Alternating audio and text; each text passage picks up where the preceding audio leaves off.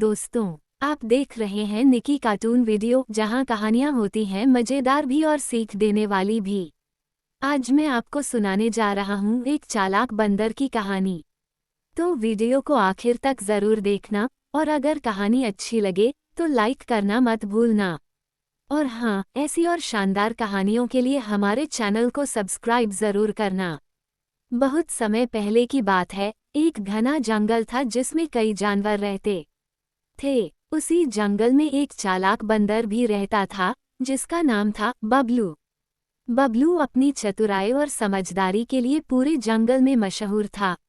वह पेड़ों पर छलांग लगाता, मीठे फल खाता और हर किसी की मदद करता, लेकिन जब कोई उसे धोखा देने की कोशिश करता तो वह अपनी अक्ल से उन्हें मजा चखा देता।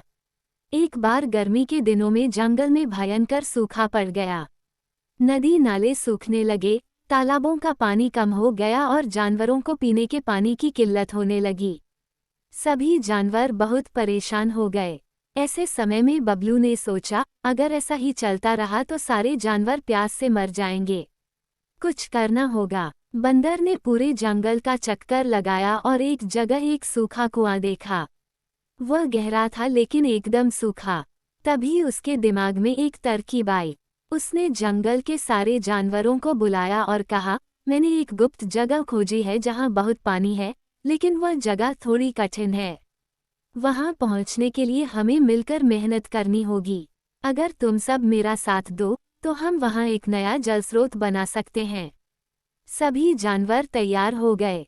हाथी ने पेड़ गिराए, भालू ने गड्ढा खोदा, हिरणों ने पत्ते इकट्ठा किए और बबलू बंदर सबको निर्देश देता रहा।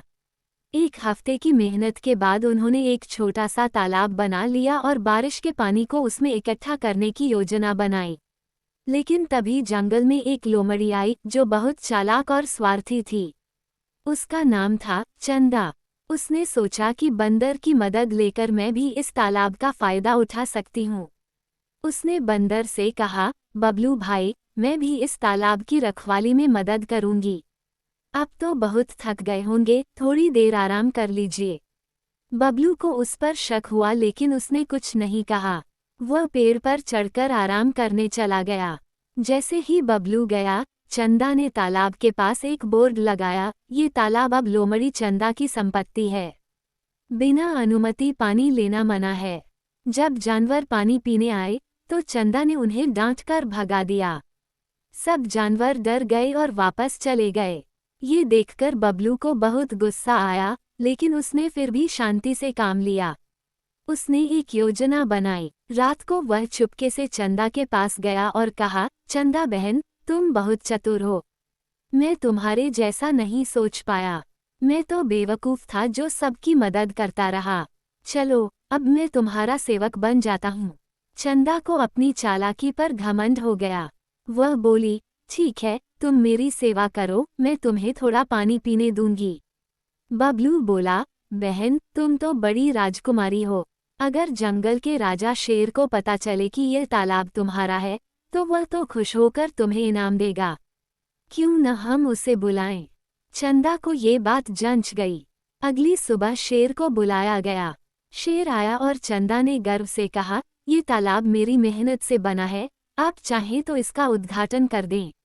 बबलू ने तुरंत कहा, राजा जी, मैं गवाह हूँ कि इस तालाब को चंदा ने खुद अपने हाथों से नहीं बनाया।